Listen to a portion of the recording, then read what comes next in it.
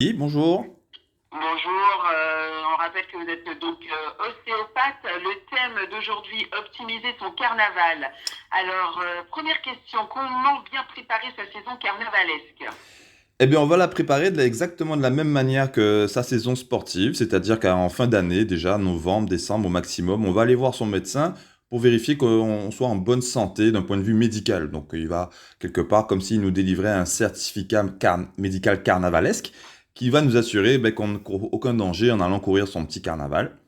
Et on va également vérifier le bon fonctionnement mécanique. Cette fois, sur le plan mécanique, on va plutôt aller voir un ostéopathe, par exemple, pour qu'il vérifie que, d'un point de vue mécanique, toutes les pièces sont capables de pratiquer ce carnaval sans souci, sans créer de problèmes ou de lésions.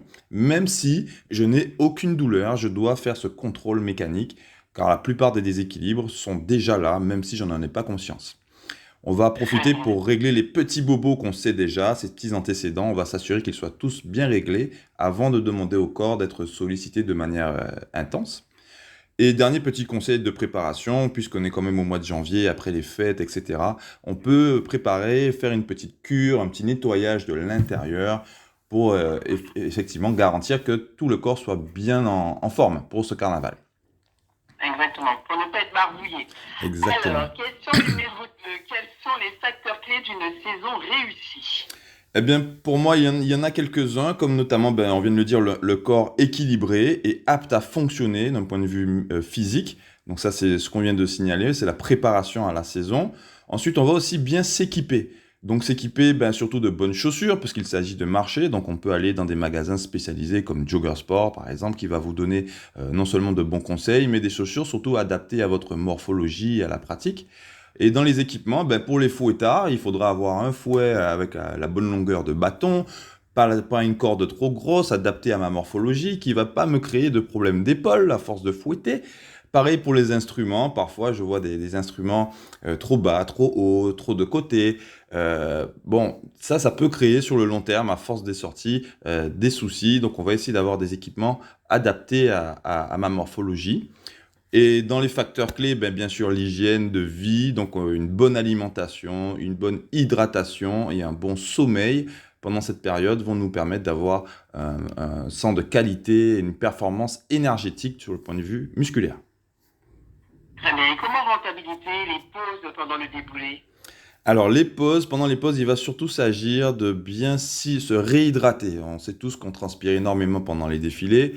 Et donc, pendant ces pauses, on va en profiter pour se réhydrater. Alors, on va essayer de ne pas boire que de l'eau, parce que quand on transpire, la sueur n'est pas que de l'eau, il y a des électrolytes à l'intérieur, donc on perd ces électrolytes. Donc, on va essayer de se réhydrater avec une boisson isotonique qu'on peut acheter sur le marché déjà toute préparée pour les efforts sportifs, ou se la fabriquer. Sur Internet, vous trouvez pas mal de petits tutos pour se faire ces boissons à base de jus de maracuja, par exemple, qu'on va diluer, rajouter une pointe de sel, etc.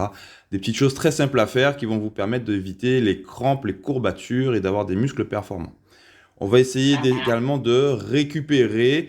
Donc on peut s'allonger, s'asseoir pour se délasser, mais il va aussi falloir se remettre en mouvement avant le départ, c'est-à-dire en marchant à rythme très lent et en prenant le temps de bien respirer. Ça permet de réoxygéner ses muscles et d'éviter trop de courbatures.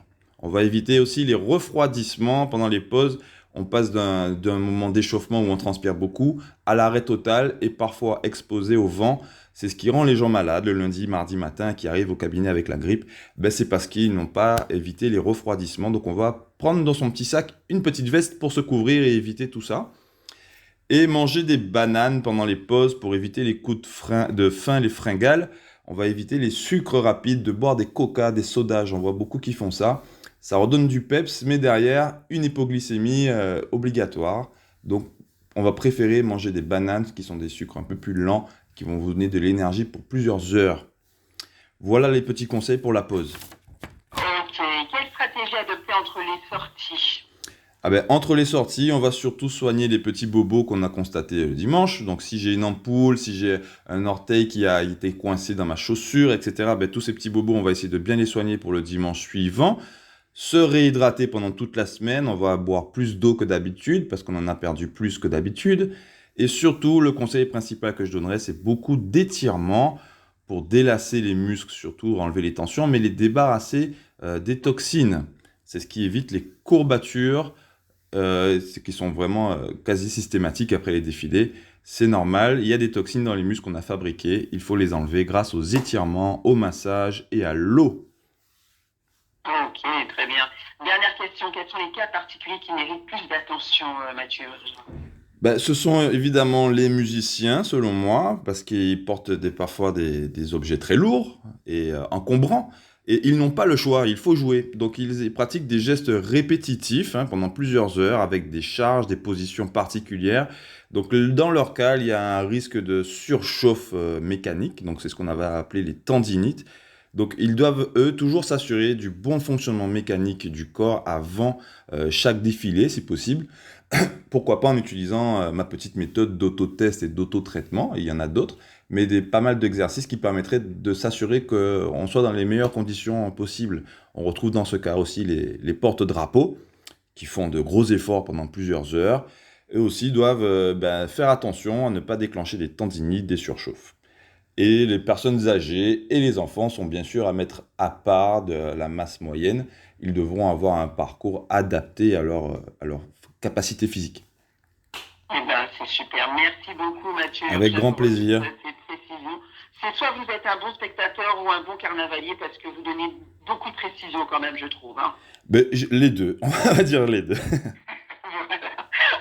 super. Ben, merci beaucoup. Merci à vous. On vous souhaite une très belle journée. À très vous bientôt. également. Au revoir la Guadeloupe. Et bon carnaval. Merci, bon carnaval à tous. Au revoir.